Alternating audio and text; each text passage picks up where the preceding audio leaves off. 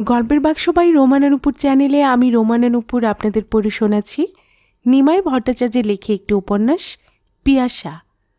আজ শোনাব উপন্যাসটির ৪র্থ পর্ব। প্রিয় পিয়া, ঠিক ১ সপ্তাহ হলো আমরা দিল্লি এসেছি, কিন্তু বিশ্বাস কর এর মধ্যে একদম সময় পাইনি। বাবা ১.৫ বছর আগে বদলি হয়ে দিল্লি এসেছেন। অফিস থেকে খুব সুন্দর ফ্ল্যাট দিয়েছে। বাবা একটা ফোল্ডিং খাট কিনে এই ১.৫ বছর তাতেই শুয়েছেন, আর অফিসের একজন গাড়িয়ালি দারোয়ান যা রান্না করেছে তাই খেয়েছেন। সারা বাড়ি কি নোংরা হয়েছিল তা তুই ভাবতে পারবি না। আমরা এখানে পৌঁছব ঠিক পরের দিন আমাদের কলকাতার বাড়ির মালপত্র নিয়ে লরি এসে পৌঁছালে মা আর আমি দুজনে মিলে সব গুছিয়েছি। উফ, এই কদিন কি অসম্ভব পরিশ্রম করতে হয়েছে তা তুই কল্পনা করতে পারবি না। যাই হোক, আজ আমি নিজের ঘরে নিজের টেবিলে বসেই তোকে চিঠি লিখছি। সত্যি কথা বলতে কি, এই কদিন অসম্ভব ব্যস্ততার জন্য বুঝতে পারিনি তুই আমার কত আপন, কত প্রিয়। কাল দুপুরেই বাড়ি সাজানো গোছানোর কাজ শেষ হয়। তারপর খেয়ে দিয়ে এক ঘুম দেবার পর বিকেল থেকে শুধু তোর কথা ভাবছি। তোকে ছেড়ে এসে আমি যে কি হারালাম তা এখন মর্মে মর্মে বুঝতে পারছি। শেষ পর্যন্ত রাত্রির বেলায় বিছানায় শোবার পর তোর জন্য কতক্ষণ কেঁদেছি তা জানি না। কাঁদতে কাঁদতেই আমি ঘুমিয়ে পড়েছি। তাই তো আজ সকালে উঠে ব্রেকফাস্ট খেয়েই তোকে চিঠি লিখতে বসলাম। আজ আমার স্পষ্ট মনে পড়ছে প্রথম দিনের কথা। একে অত নাম করা বেথুন স্কুল, তার উপর প্রথম দিন ক্লাস করতে যাচ্ছি। বেশ নার্ভাস লাগছিল। আমাকে দেখেই ক্লাসের প্রায় সব মেয়ে কি অদ্ভুতভাবে আমার দিকে তাকিয়েছিল। আমার এত খারাপ লেগেছিল যে চোখে প্রায় জল এসে গিয়েছিল। ঠিক তখনই তুই এগিয়ে এসে একটু হেসে আমাকে বলেছিলি, আমি পিয়াসা, তোমার নাম কি? আমার মনে হলো যেন মরুভূমির মধ্যে একটা গাছের ছায়ায় আশ্রয় পেলাম। আমিও একটু হেসে বললাম, আমার নাম ঈশিতা। বাহ, কি সুন্দর নাম। তুই হাসতে হাসতে আবার বলেছিলি, যার মধ্যে ঈশ্বরত্ব আছে সেই তো ঈশিতা। আমিও হাসতে হাসতে বলি, তোমার নামটা তো আরও ভালো, আরও আধুনিক। ঘণ্টা পড়তেই তুই আমার একটা হাত ধরে বললি, এসো আমার পাশে বসবে। টিফিনের ঘণ্টা পড়তেই তুই আমাকে বললি, চলো একসঙ্গে টিফিন খাবো। গাছতলায় পৌঁছে দেখি আরও ৩টি মেয়ে বসে আছে। তুই দেবিকা, মাধুরী আর অপর্ণার সঙ্গে আমার আলাপ করিয়ে দিলি। তারপর তুই আমাকে বললি, আমরা মিলেমিশে টিফিন খাই, তোমার আপত্তি নেই তো? আমি খুশি হয়ে বললাম, না না, আপত্তির কি আছে, মিলেমিশে খেতেই তো বেশি আনন্দ। আমার বেশ মনে আছে, মা আমাকে টিফিনের জন্য লুচি, আলুর দম আর সন্দেশ দিয়েছিলেন। তুই টিফিন বক্স ভর্তি করে হালুয়া এনেছিলি। দেবিকা আর অপর্ণা কি এনেছিল তা আজ আর মনে নেই, কিন্তু মনে আছে মাধুরী টিফিন বক্স খুলতেই তুই বললি, দে দে আমাকে দে, মাসিমার হাতের তরকারি দিয়ে এরকম পাতলা পাতলা রুটি খেতে আমার দারুণ লাগে। শুধু তাই না, আমার মনে আছে তুই একটুও হালুয়া নিলি না। আমরা বাকি 4 জনে বাকি সব কিছু ভাগাভাগি করে খাবার পর পুরো হালুয়া আমরাই শেষ করেছিলাম। সেদিন ছুটির পর বাড়িতে ঢুকতে না ঢুকতেই মা জিজ্ঞেস করলেন, হ্যাঁ রে, স্কুল কেমন লাগলো? খুব ভালো। সব টিচারদেরই ভালো লেগেছে? হ্যাঁ, সবাই খুব ভালো পড়ান। ক্লাসের অন্য মেয়ের সঙ্গে আলাপ হলো? আমি মার দিকে তাকিয়ে মিটমিট করে হাসতে হাসতে বললাম, একটা দারুণ মেয়ের সঙ্গে বন্ধুত্ব হয়েছে। মা চাপা হাসি হেসে জিজ্ঞেস করলেন, দারুণ মেয়ে মানে? যেমন সুন্দর নাম সেই রকমই সুন্দর দেখতে, আবার সেই রকমই ভালো স্বভাব। কি নাম মেয়েটির? পিয়াসা। পিয়াসা? মা সঙ্গে সঙ্গে একটু হেসে বললেন, সত্যি সুন্দর নাম। আমি চোখ দুটো বড় বড় করে বললাম, পিয়াসাকে কি সুন্দর দেখতে তা তুমি ভাবতে পারবে না। মা একটু চাপা হাসি হেসে বললেন, তাই নাকি? হ্যাঁ মা, সত্যি দারুণ দেখতে। আমি মুহূর্তের জন্য না থেমেই বলি, যেমন সুন্দর চোখ মুখ সেই রকমই গায়ের রং, তবে সবচাইতে ভালো ওর স্বভাব। আমাকে খেতে দেবার জন্য মা রান্নাঘরের দিকে পা বাড়িয়ে বললেন, তুই একদিনে মেয়েটার স্বভাব চরিত্র পর্যন্ত জেনে গেলি? মার এই কথাটা আমার ভীষণ খারাপ লেগেছিল। মা বাবারা কিছুতেই স্বীকার করেন না ওদের চাইতে ছোট ছোট ছেলে মেয়েদের মন অনেক স্বচ্ছ, মালিন্যমুক্ত। মানুষ যত বড় হয় তার মনে তত বেশি দ্বিধা, দ্বন্দ্ব, সংশয় জমতে জমতে অন্যদের সম্পর্কে সন্দিহান হয়। তাই তো কিশোর কিশোরী, যুবক যুবতীরা যেভাবে মুক্ত কণ্ঠে অন্যের নিন্দা প্রশংসা করতে পারে, বয়স্করা কখনোই তা পারেন না। ওরা অনেক হিসেব নিকেশ না করে কখনোই কারো নিন্দা বা প্রশংসা করেন না। আজ আমরা কেউ ওই কচি বাচ্চা না, দুজনে অষ্টাদশী, দুজনে হায়ার সেকেন্ডারি পরীক্ষা দিয়েছি। তাই তো পুরনো দিনের কথা লিখতে গিয়ে সেদিনে সে অভিজ্ঞতার কথা আজ খোলাখুলি না লিখে পারলাম না। সত্যি কথা বলতে কি, সেদিন থেকে মায়ের সঙ্গে আমার মতান্তরের শুরু। সে যাই হোক, আমাদের ফেলে আসা সোনা রূপা দিনগুলোর সব কথা, সব স্মৃতি আবার নতুন করে আজ আমার মনে পড়ছে। মনে পড়ছে আমার নবজন্মের ইতিহাস। তুই তো জানিস, মা বাবা আর দুই দাদাকে নিয়ে আমাদের সংসার। আমরা বড়লোক না হলেও বেশ সচ্ছলভাবে আমাদের সংসার চলে। ঠাকুমা মারা যাবার পর থেকে কাকাদের আসা যাওয়া কমতে শুরু করে। 9 মাসে 6 মাসে কাকারা 1-8 ঘন্টার জন্য ঘুরে গেলেও কাকিমা বা খুড়তুতো দাদা দিদি ভাই বোনরা কখনোই আসতেন না। আত্মীয়দের মধ্যে শুধু ছোট মামাদেরই আসতে দেখেছি। আমি ছোটবেলা থেকে জেনেছি এর বাইরে আমাদের আর কোনো আপনজন নেই। এই কজনের সুখ দুঃখের বাইরে অন্য কাউকে নিয়ে মা বাবাকে কোনোদিন চিন্তা করতে দেখিনি। আমিও ভাবতে পারিনি এর বাইরের কাউকে শ্রদ্ধা করা যায় বা ভালোবাসা যায়। ভাবতে পারিনি এই কজনের বাইরের কোনো মানুষ আমাকে ভালোবাসতে পারে। বেথুন স্কুলে ভর্তি হবার কয়েক মাসের মধ্যেই আমি বুঝতে পারলাম, জানতে পারলাম, সংসারের 4 দেয়ালের বাইরে এক বিশাল জগৎ আছে। মর্মে মর্মে উপলব্ধি করলাম, এই বিশাল জগতের জনারণ্যের মধ্যেই খুঁজে পাওয়া যাবে অসংখ্য প্রিয়জনকে। তোর কথা আমি বাদই দিচ্ছি। কদিনের মধ্যেই আমি তো তোর প্রেমে পড়ে গেলাম। আমি স্বপ্নেও ভাবিনি নতুন স্কুলে ভর্তি হবার সঙ্গে সঙ্গেই তোর মতো একজন বন্ধু পাব। কিন্তু সবচেয়ে অবাক হয়েছিলাম মাধুরীকে দেখে ও জেনে। বেথুনে ভর্তি হবার আগেই বেথুনের খ্যাতি যশ শুনেছিলাম মা আর ছোট মামির কাছে। আমার ধারণা ছিল ওখানে যারা পড়ে তারা সবাই হয় বড়লোক, না হয় বেশ বিখ্যাত লোকেদের মেয়ে। বেথুন, গোখেল বা কমলা গার্লস ছাড়া অন্য স্কুলে কি তারা পড়তে পারে?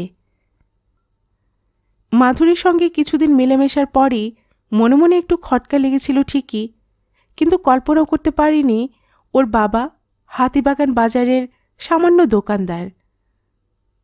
তোর কাছে এই ব্যাপারটা জেনে আমি চমকে উঠেছিলাম। বলিস কি রে? তুই একটু হেসে বলেছিলি, কেন, দোকানদারের ছেলেমেয়েরা কি লেখাপড়া শিখতে পারে না?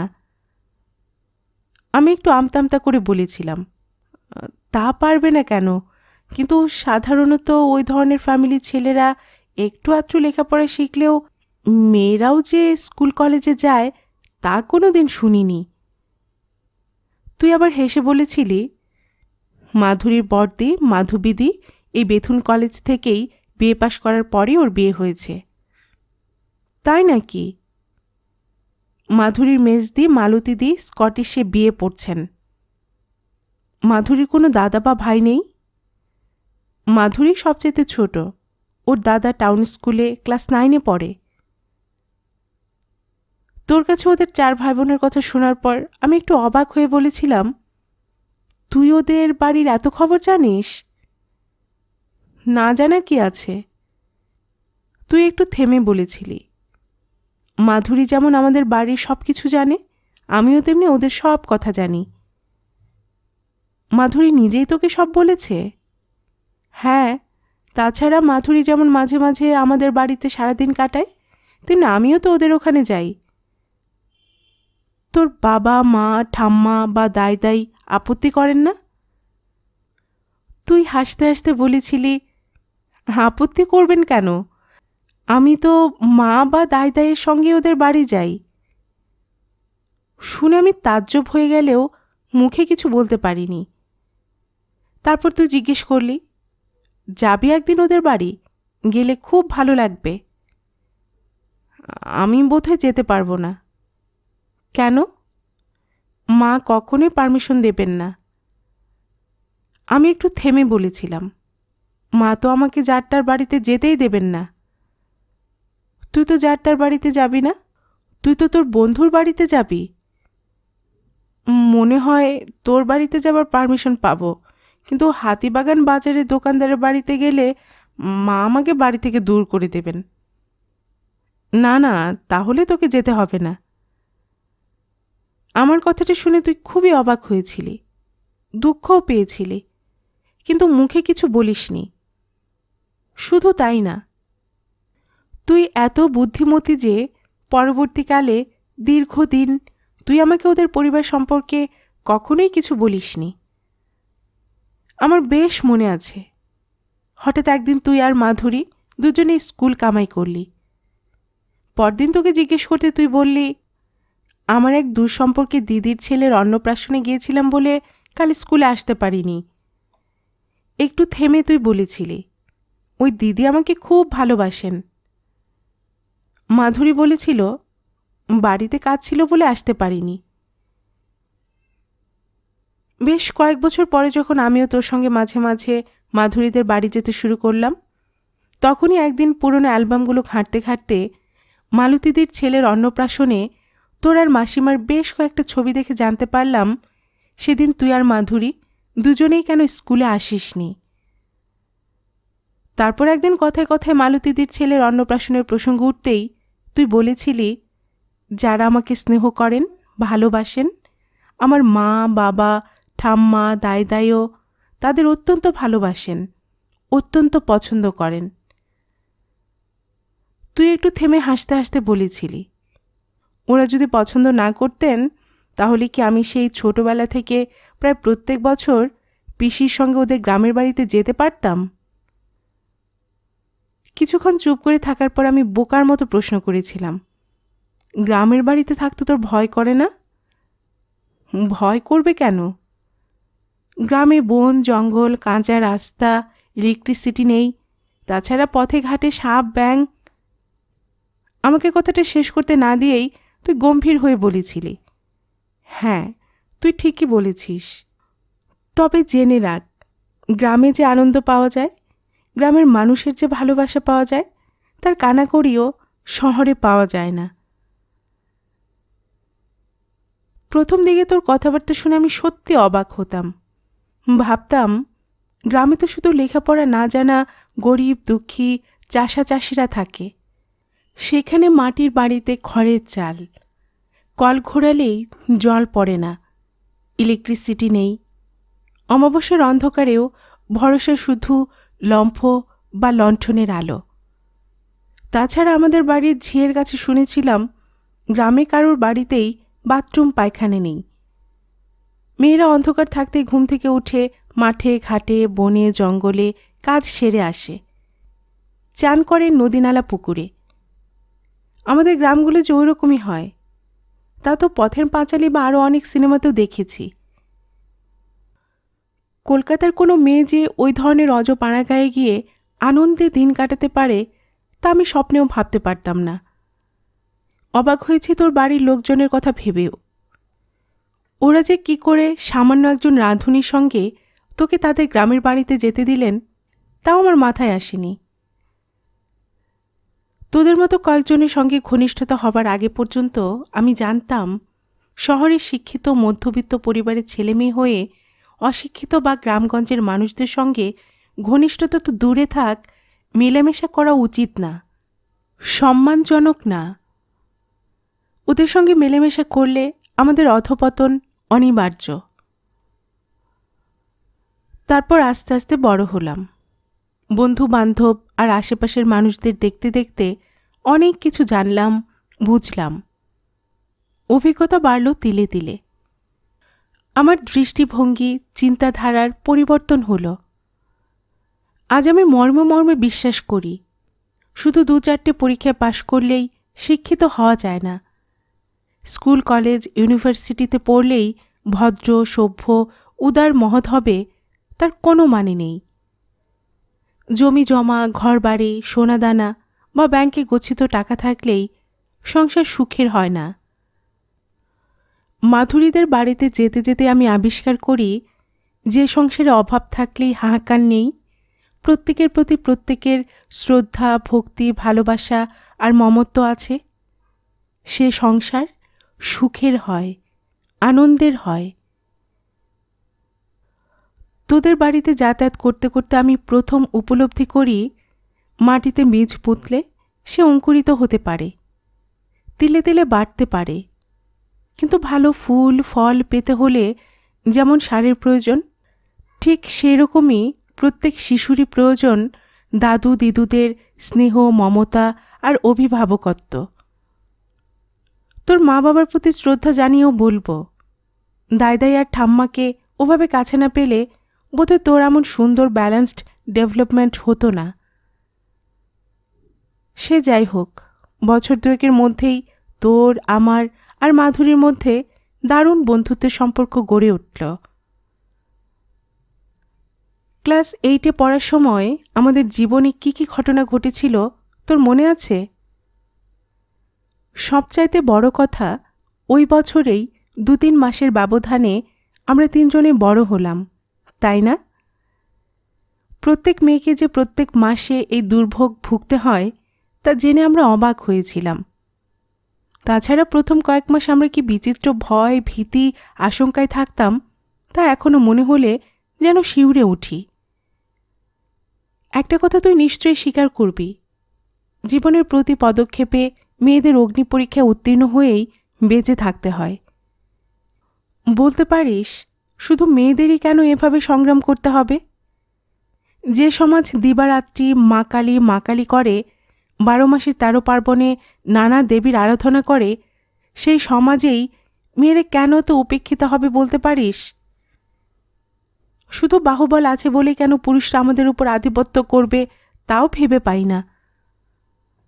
তোর মনে আছে কি, ক্লাস 8-এ পড়ার সময় থেকেই আমাদের ক্লাসের কয়েকজন মেয়ের মধ্যে একটু একটু করে পরিবর্তন ঘটতে শুরু করল। দেবিকা আর অপর্ণা দুজনে আমাদের 3জনের থেকে 6 মাস 1 বছরে বড় ছিল ঠিকই, কিন্তু ওদের দুজনেরই বড্ড বেশি বাড়বাড়ন্ত চেহারা ছিল। হঠাৎ দেখলে মনে হতো ওরা আমাদের চাইতে অনেক উঁচু ক্লাসে পড়ে। বোধহয় ক্লাস 8 বা 9-এ পড়ার সময়ই আমাদের বন্ধুদের মধ্যে দেবিকাই প্রথম প্রেমপত্র পায়, তাই না? দেবিকা যেদিন আমাদের ওই চিঠিটা দেখায়, সেদিন আমরা যেমন ভয় পেয়েছিলাম সেরকমই অবাক হয়েছিলাম। যে ছেলেটাই চিঠি লিখেছিল তার নাম ভুলে গেছি, কিন্তু মনে আছে দেবিকা বলেছিল ছেলেটা ক্লাস 10-এ পড়ে আর ওদেরই সামনের বাড়িতে থাকে। প্রকৃতির একটা ছন্দ আছে, গ্রীষ্মের দাহ তীব্র থেকে তীব্রতর হতে না হতেই শুরু হয়ে যায় আকাশে ঘন ঘটা, নেমে আসে শ্রাবণ ধারা। বর্ষণক্লান্ত দিনের শেষেই দেখা দেন হাসি খুশি শরৎ মহারাজ। তারপর শীতের কুয়াশাকে পরাজিত করেই আবির্ভূত হয় ঋতুরাজ বসন্ত। আবার চৈত্রের তাপ, মাঘের হিম, শ্রাবণের ধারায় অঙ্কুরিত হয় বীজ। বিশ্ব প্রকৃতির এই ছন্দ, এই শৃঙ্খলার মধ্যে থেকেও কিছু কিছু মানুষ কেন যে অকাল বসন্ত রোগে ভোগে তা ভেবে পাই না।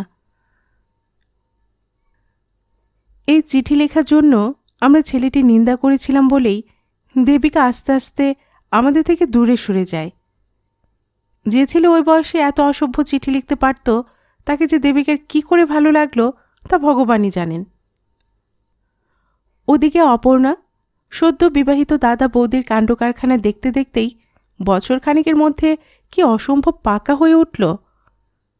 ওকে দেখে প্রথম বুঝতে পারি অল্প বয়সী ছেলে মেয়েদের বিপদগামী করতে অধপাতে যেতে ইন্ধন যোগান তাদেরই গুরুজনরা। ছোট্ট একটা মা বাবা দাদা দিদি ভাই বোনের সংসারে কেউই এককভাবে বিচ্ছিন্ন হয়ে জীবন কাটাতে পারে না। প্রত্যেকে অল্প বিস্তর অন্যের দ্বারা প্রভাবান্বিত হতে বাধ্য। আমাদের সুদেষ্ণার কথাই ধর, ক্লাসের সব মেয়েরাই জানত ওর বাবা ঘুষখোর পুলিশ অফিসার। তাছাড়া আমাদের সামনেই কনস্টেবলদের যে ভাষায় গালাগাল বকুনি দিতেন তা যে কোনো ভদ্রলোক বলতে পারেন তা আমরা স্বপ্নেও ভাবতে পারতাম না। অথচ সুদেষ্ণার মার দাদা কি অসম্ভব ভালো ছিলেন। বাবাকে নয়, দাদাকেই সুদেষ্ণা জীবনের ধ্রুবতারা মনে করত বলেই ও যত বড় হয়েছে তত ভালো হয়েছে। ওদের বাড়িতে গেলে আমরা তো ওর দাদার ঘরে শুয়ে বসেই গল্পগুজব করে সময় কাটাতাম। তারপর দাদা কলেজ থেকে ফিরলেই যেন আমরা হাতে স্বর্গ পেতাম। এই দাদার কাছ থেকে আমরা কত কি জেনেছি, শিখেছি। যখন হাতে কোনো কাজ থাকে না তখনই যে আমরা সঞ্চয়িতা হাতে তুলে নিয়েছি, এখনও নেই, সে তো দাদার জন্যই। আমার পিতৃদেব মাতৃদেবীর ধারণা সমবয়সী বা একটু ছোট বড় ছেলে মেয়েদের মধ্যে দৈহিক সম্পর্ক ছাড়া আর কোনো সম্পর্ক গড়ে উঠতে পারে না। তাই তো ওরা আমাকে যেতে না দিলেও এই তো মাত্র বছরখানেক আগে তুই, মাধুরী আর সুদেষ্ণা তো দাদার সঙ্গে শান্তিনিকেতন বেড়াতে গিয়েছিলি।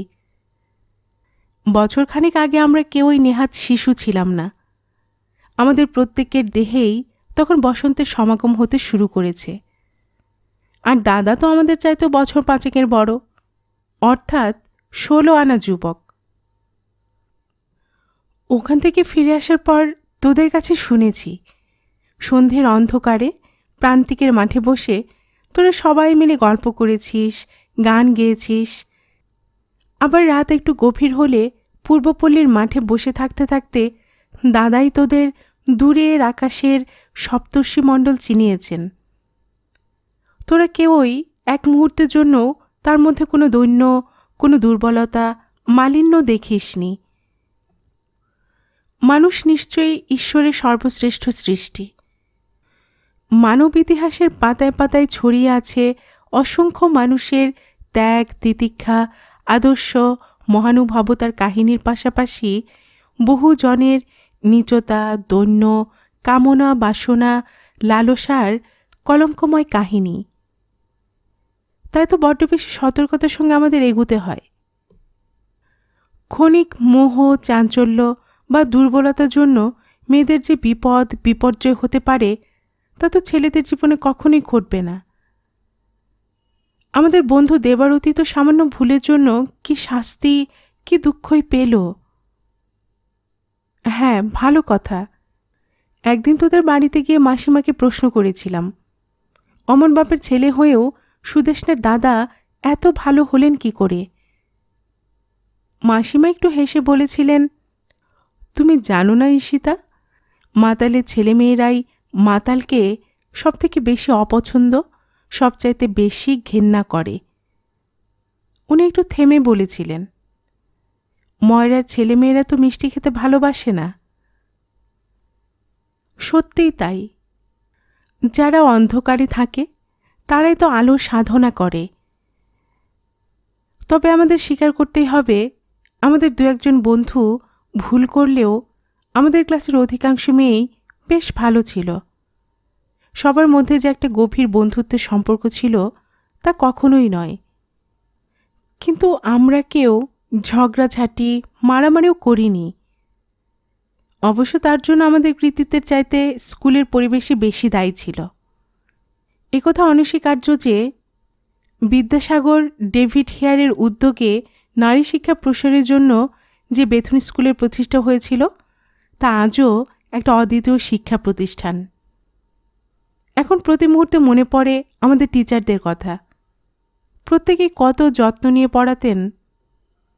তাছাড়া তুই, মাধুরী আর আমি তো কয়েকজন টিচারের রীতিমতো ফ্যান হয়ে গিয়েছিলাম, তাই না?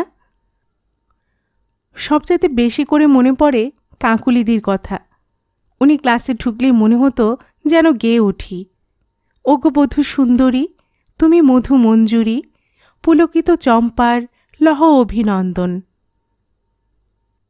ঈশ্বর ওকে শুধু রূপ দেননি, দিয়েছেন লাবণ্য।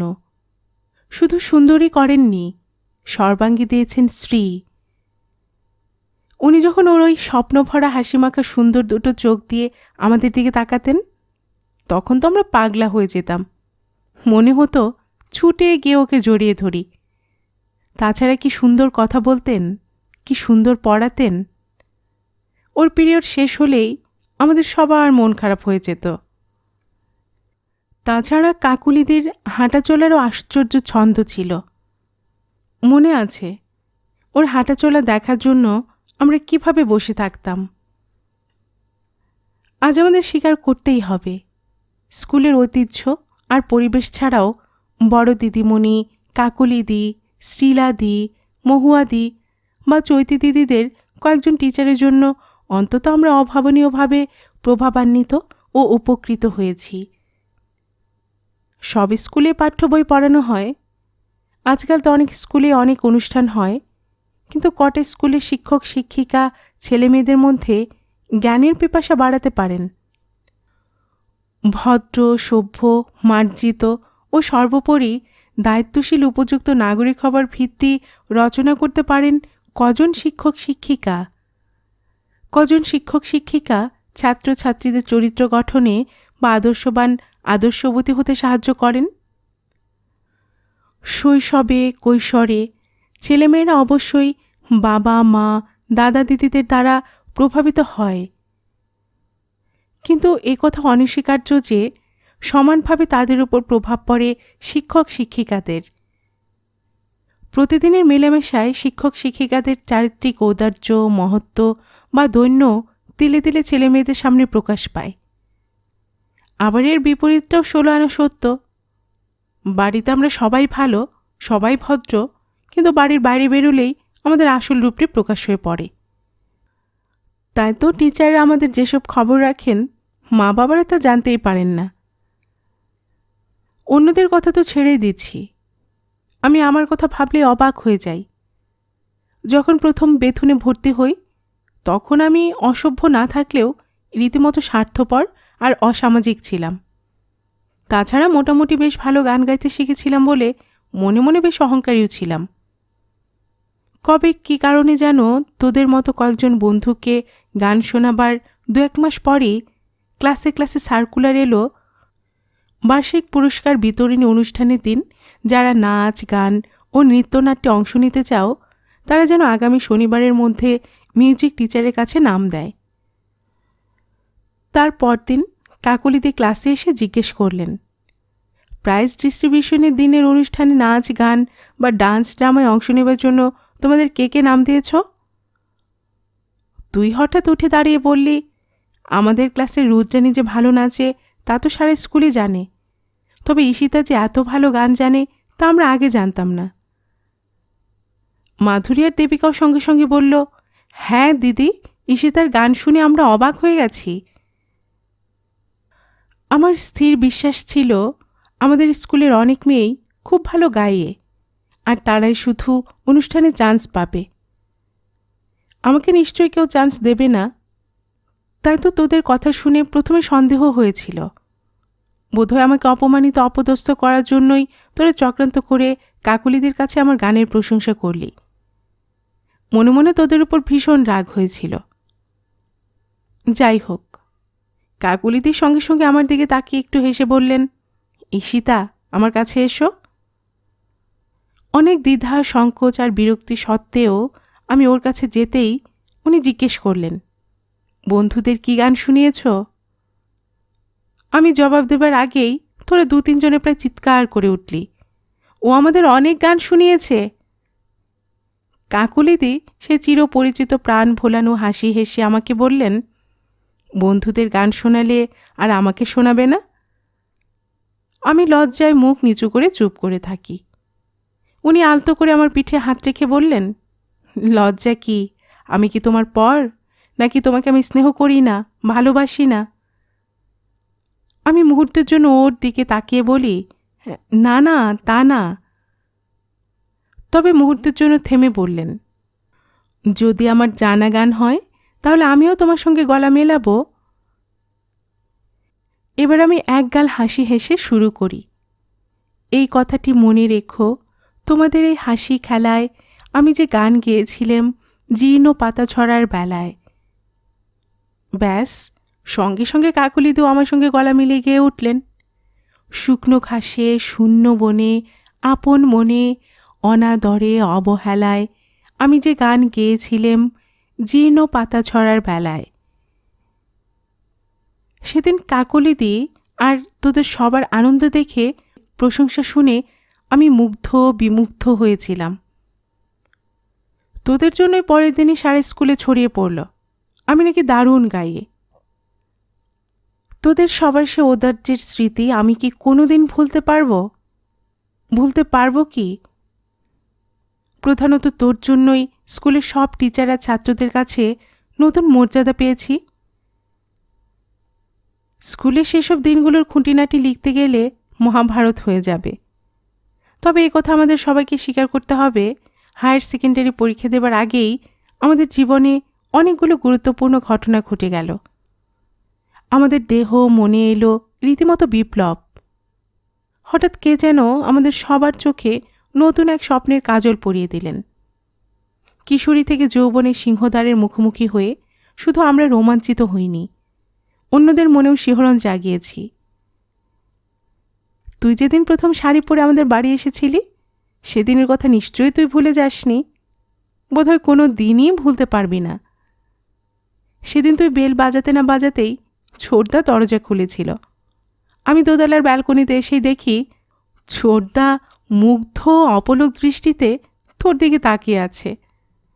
তুইও চাপা হাসি হাসতে হাসতে এক দৃষ্টিতে ওর দিকে তাকিয়ে আছিস। 2-1 মিনিট তোরা কেউই কোনো কথা বলতে পারলি না। ওই দৃশ্য দেখতে যে আমার কি মজা লেগেছিল সে আর কি বলবো।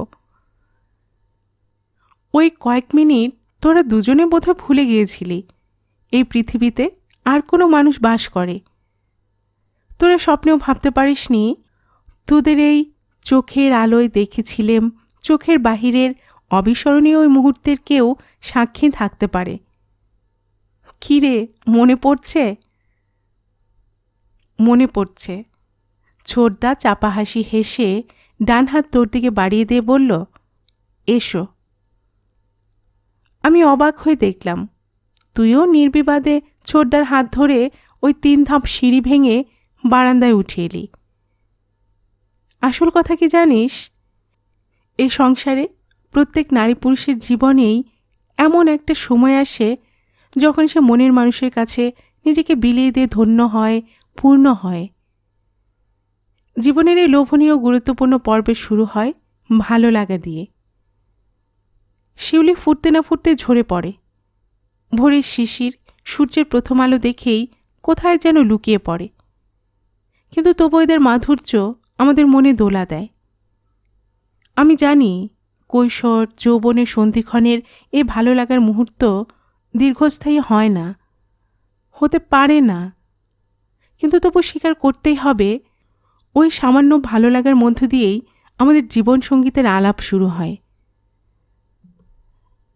বয়সের তুলনায় তুই বরাবরই যথেষ্ট বুদ্ধিমতী ও যুক্তিবাদী।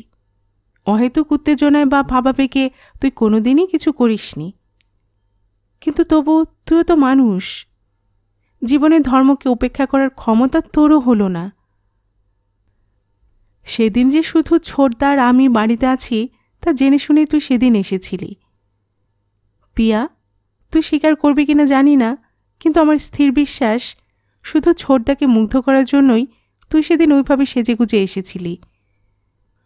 যৌবনে ছেলেরা নিজেদের সব দৈন্য লুকিয়ে রেখে মহত্ব, উদারতা আর সাহসিকতার পরিচয় দিয়েই মেয়েদের মন জয় করার চেষ্টা করে। আর আমরা মেয়েরা বিদ্যা, বুদ্ধি, বা চারিত্রিক বৈশিষ্ট্যের পরিচয় দেবার আগেই রূপ লাবণ্য দেখিয়ে ছেলেদের মুগ্ধ করতে চাই। শুধু খাজুরাহো কোণার্কের আমলের নারীরা না, আজকের আমরাও এই দুর্বলতার ঊর্ধ্বে উঠতে পারিনি। সে যাই হোক, ওই সময় তোকে আর ছোটদাকে দেখে আমার খুব মজা লাগতো। হঠাৎ যখন তখন কারণে অকারণে তুই আমাদের বাড়ি আসা যাওয়া শুরু করলি। পোশাক পরিচ্ছদের ব্যাপারে তুই অত্যন্ত সচেতন হয়ে গেলি। না, মুখে রংচং বা ঠোঁটে লিপস্টিক না লাগালেও শাড়ির রঙের সঙ্গে সামঞ্জস্য করে কপালে একটা টিপ, শ্যাম্পু করা উড়ন্ত চুল, বাঁ হাতে একটা ঘড়ি আর ডান হাতে দু একটা বই খাতা নিয়ে তোকে আসতে দেখেই আমার মুখ দিয়ে বেরিয়ে যেত, পিয়া, তোকে দারুণ সুন্দর লাগছে। তুই তো সবসময় আমাকে সুন্দর দেখিস। পাশে দাঁড়িয়ে ছোটদা একটু হেসে বলে, হ্যাঁ পিয়া, সত্যি তোমাকে খুব ভালো লাগছে। কোনোদিন আমার কাপড় চোপড় নিয়ে আলোচনা উঠলে মা বলতেন, পিয়াকে কোনোদিন একটা খুব দামি শাড়ি পরতে দেখলাম না, কিন্তু এত সুন্দর সুন্দর প্রিন্টের শাড়ি পরে যে দেখলে চোখ ফেরানো যায় না। ছোটদা সঙ্গে সঙ্গে বলে, মেয়েটার রুচি দেখে অবাক হতে হয়। আমি চুপ করে শুধু ওদের কথা শুনি, মনে মনে হাসি।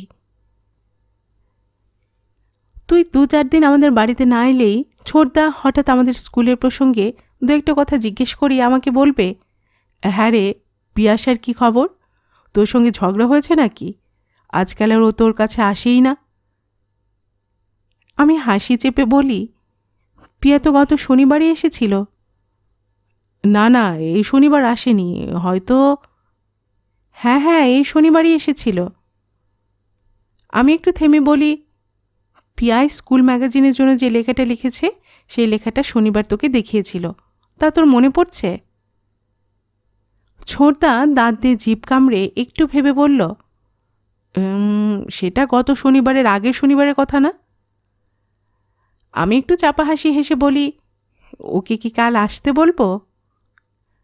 হ্যাঁ হ্যাঁ, আসতে বলিস তো, ওই লেখাটা আরেকবার দেখে দেব।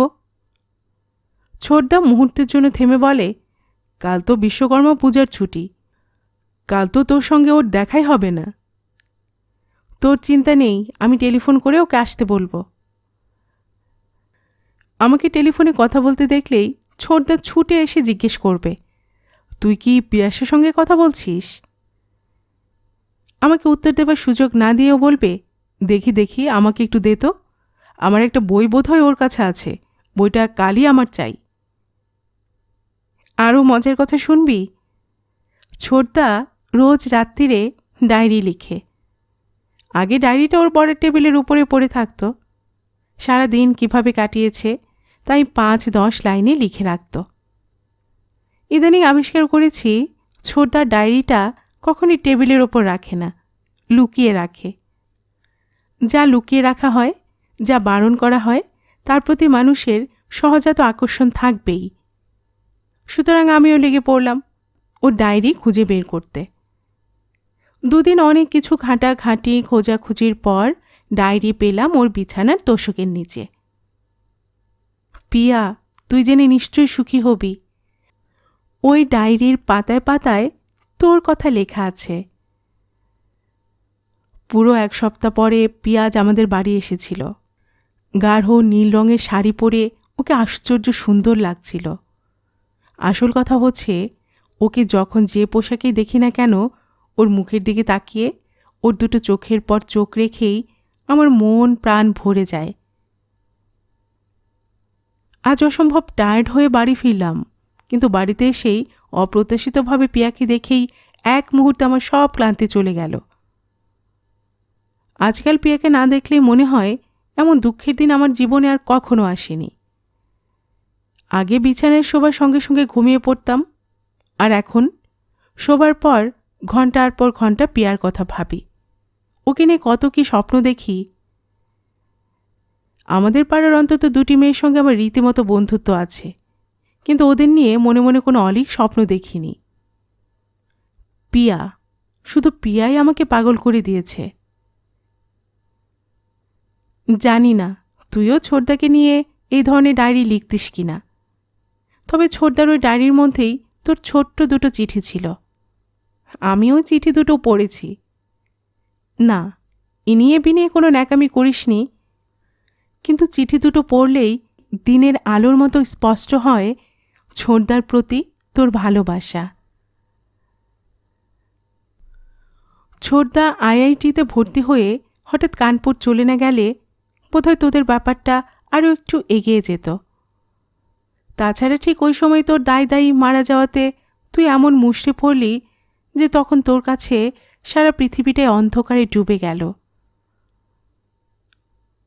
প্রায় সব ছেলেমেয়ের জীবনে এই ধরনের ঘটনা ঘটে, ঘটবেই। যাদের জীবনে ঘটে না তাদের অদৃষ্ট নেহাতই খারাপ। আসল কথা হচ্ছে, এই ধরনের প্রেম, প্রীতি, ভালো লাগা, ভালোবাসাই তো মানুষকে বেঁচে থাকতে, লড়াই করতে অনুপ্রাণিত করে। মরুভূমিতে যেমন গাছপালা লতাগুল্মের জন্ম হয় না, সেরকম প্রেম প্রীতিহীন মানুষের জীবনও আনন্দময়, মধুময়, সাফল্যমণ্ডিত হয় না, হতে পারে না। ক্ষণস্থায়ী ভোরের শিশিরের মতো প্রথম প্রেম স্বল্পায়ু হলেও তা আমাদের অন্তত এক ধাপ এগিয়ে দেয়, জীবনে এগিয়ে চলার পথে সাহায্য করে। তোর জীবনে যেমন ছোটদা এসেছে, আমার জীবনেও কৃষাণুদা এসেছে এবং চলেও গেছে। তা হোক, তবু স্বীকার করব, জীবনকে নতুন করে ভালোবাসার মন্ত্রে দীক্ষিত হয়েছি কৃষাণুদার সান্নিধ্যেই। ওকে আমি কোনো দিন ভুলব না।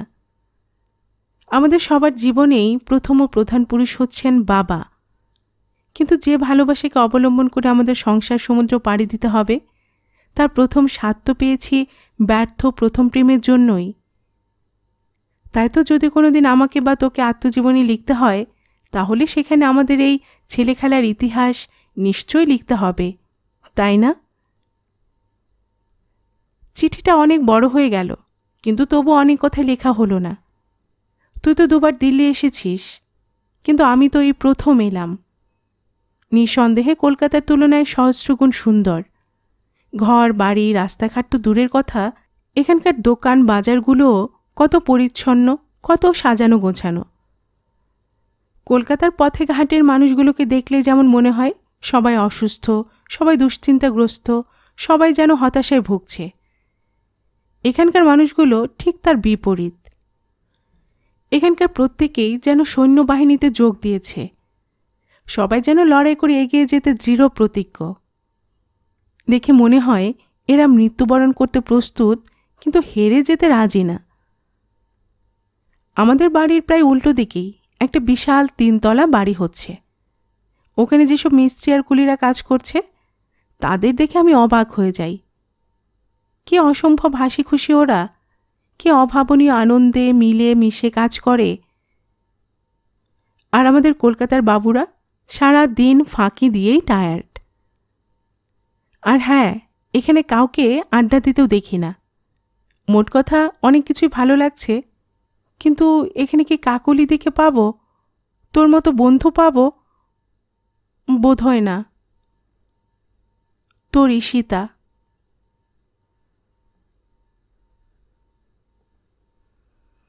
গল্পের বাক্স বাই রোমানা নুপুর চ্যানেলে আমি রোমানা নুপুর আপনাদের পড়ে শোনাচ্ছিলাম নিমাই ভট্টাচার্যের লেখে একটি উপন্যাস পিয়াসা এর 4র্থ পর্ব। আর এর পরে আসছে 5ম পর্ব। আর এতক্ষণ গল্প পাঠে আমি আপনাদের সাথে ছিলাম রোমানা নুপুর। আপনারা যারা এই চ্যানেলের গল্প নতুন শুনছেন, আপনাদের সুবিধার্থে একটি বিনীত অনুরোধ, যদি আপনারা আরও এমন গল্প উপন্যাস শুনতে চান, তবে নিচে লাল সাবস্ক্রাইব বাটনে একটি ক্লিক করে রাখুন ও একটি লাইক করে রাখুন। এতে এই চ্যানেলের ভিডিওগুলি খুঁজে পেতে আপনাদের সুবিধা হবে। আর পাশে থাকা ঘন্টা বাটনটি চেপে রাখুন, যাতে নতুন কোনো গল্প দেওয়ার সাথে সাথেই আপনাদের কাছে নোটিফিকেশন চলে যায়। সবসময় সবাই খুব ভালো থাকুন, সুস্থ থাকুন, আনন্দে থাকুন, এই প্রার্থনা রইল।